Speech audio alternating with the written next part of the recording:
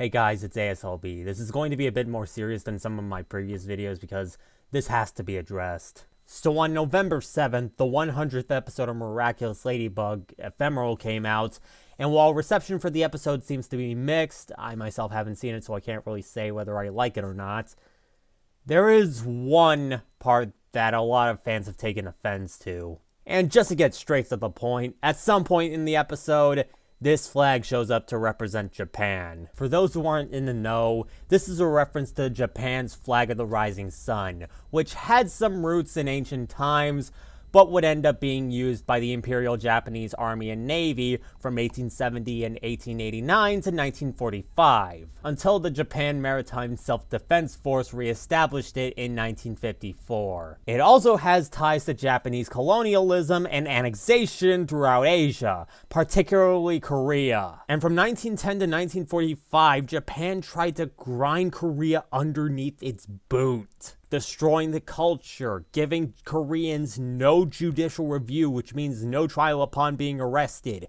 claiming all of its land under the government, mass murder, and during World War II, conscripting Korean men into the Japanese army, conducting lethal human experiments on Chinese and Korean prisoners for chemical warfare, and forcing over 200,000 women and girls in their preteens into sexual slavery.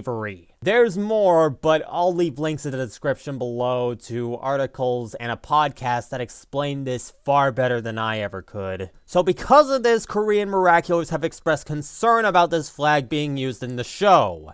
And what does Thomas Astruc do about it? Just block him.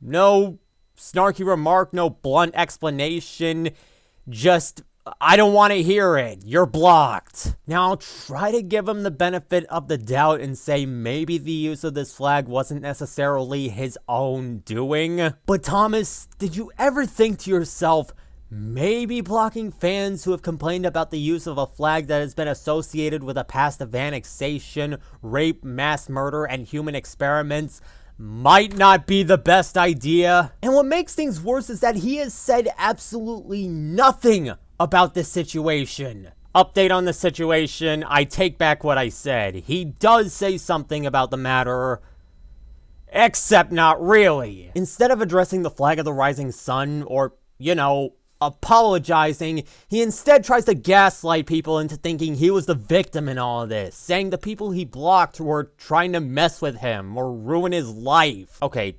Thomas, first off, no one is calling you a Nazi or saying you have to respond to every single DM or tweet. Second, if you want to keep interacting with nice people, maybe don't block people who are trying to be reasonable to you. Especially one of your friends who has stuck up for you for the past 2 or 3 years. I'll get back to that in a few seconds. And third, many Koreans have expressed legit concern over the use of a flag that, again, has ties to the annexation of their country in a respectful manner to you and several others, so you aren't being explicitly targeted. And you want to claim to be a victim of harassment to justify blocking these people? Do you not realize how sensitive, ignorant, and just plain inconsiderate you sound right now? And that's not the end of it. You know Hope Morphine? One of Thomas's longtime friends and the inspiration for the character Mark Anciel, aka Reverser? Well, after she told someone about the flag, after everything Hope has done to defend him, seriously, Thomas, what are you doing? And no, he hasn't given a reason as to why he would block one of his friends, assuming that excuse parade I brought up earlier was his explanation. Hope did tell me in a tweet that maybe he found her irritating for a long time and was looking for any reason to soft block her, but she doesn't know. I don't know either, but if this really was due to her siding with the Koreans about the flag, creator of Miraculous, ladies and gentlemen, willing to throw out friends who point out serious issues and then proceed to act as if he was the victim. Thankfully, Wilfred Payne did say they were discussing this in the studio, which is good news for us and a far better response than whatever the hell Thomas gave us. And even the CEO of SamG said that Zag has been fully aware of the controversy, and it will be careful to prevent this from happening in the future, which again is good news. I can only hope the flag gets fixed and Korean fans are happy.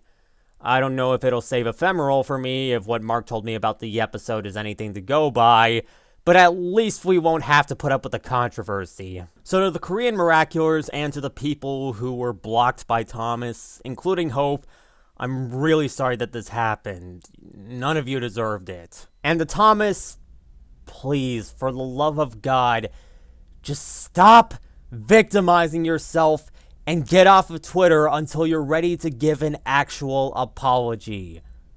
Or better yet, stay off of it, because this is not helping you, dude.